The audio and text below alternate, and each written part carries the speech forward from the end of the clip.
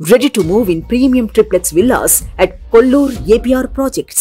అక్షరాల 45 కోట్ల ఆస్తిని ఓ వృద్ధురాలు పని మనిషికి రాసిచ్చిందంటే మీరు నమ్ముతారా? లక్ష కాదు 2 లక్షలు కాదు ఏకంగా 45 కోట్ల అని నోరెళ్లబెట్టకండి. మీరు విన్నది నిజమే.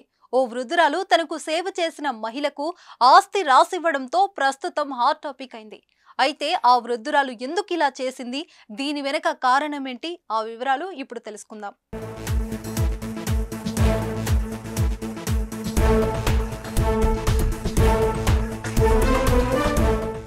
ఇటలీలోని మాల్ఫట్టి అనే పట్టణానికి చెందిన రోవెరేటోలో చాలా ధనవంతురాలు.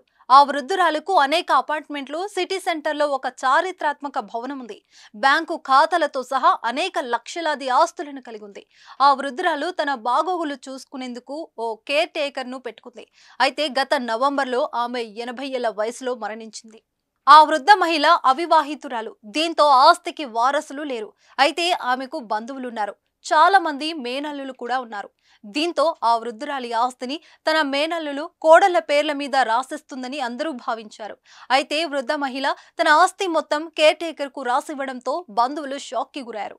అయితే ఈ విషయం తెలుసుకున్న ఆ వృద్ధురాలి మేనల్లుడు న్యాయవాదిని సంప్రదించి వయసు రీత్యా మతిస్థిమితం కోల్పోయిందని, ఆస్తులను జప్తు చేయాలని కేసు పెట్టాడు. వృద్ధురాలికి సేవ చేస్తూ ఆమె ఆస్తిని కేర్ టేకర్ దుర్వినియోగం చేసిందని ఆరోపించారు. అంతేకాకుండా వృద్ధురాలితో బలవంతంగా ఆస్తి దస్తావేజుపై సంతకం చేయించారని కుటుంబ సభ్యులు కేసు పెట్టారు. ప్రస్తుతం ఈ వ్యవహారం కోర్టు మెట్లెక్కడంతో మేనల్లుల వాంగ్మూలంలో ఎంతవరకు నిజం ఉందనే కోణంలో విచారణ సాగుతుంది. దీనిపై నెటిజన్లు బాగానే స్పందిస్తున్నారు. వృద్ధురాలిని కేర్ టేకర్ తల్లితో సమానంగా చూసుకోవడంతో ఆ వృద్ధురాలు తన ఆస్తిని ఆమె పేరిట రాసుండొచ్చని అభిప్రాయపడుతున్నారు. ఆ కేర్ టేకర్ జాక్ పాయింట్ కొట్టిందని మరికొందరు కామెంట్లు చేస్తున్నారు.